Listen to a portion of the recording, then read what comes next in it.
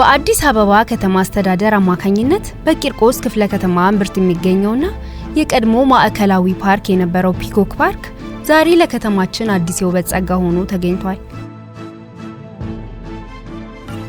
ይህ ፓርክ በውስጡ ልዩና ዘመናዊ አሰራሮችን ይዟል። በ16.5 ሄክታር መሬት ላይ ያረፈው ዋይልድ ሳፋሪ በከተማችን መሃል የዱር እንስሳትን የምንመለከትበት ልዩ ስፍራ ሆኖ እናገኘዋለን።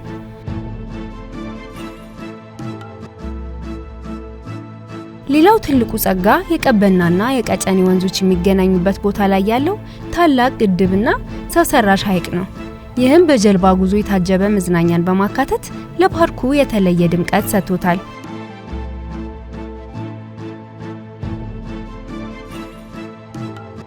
ፓርኩ በውስጡ ለየት ያለ የጎጆ ቅርጽ ያለውና እስከ 1800 ሰዎችን የሚይዝ የሰርግ አዳራሽ፣ ሰፊ የህፃናት መጫወቻና ማቆያ እንዲሁም ዘመናዊ የንግድ ስፍራዎችንና ሶቪኒየር ሾፖችን ይዟል።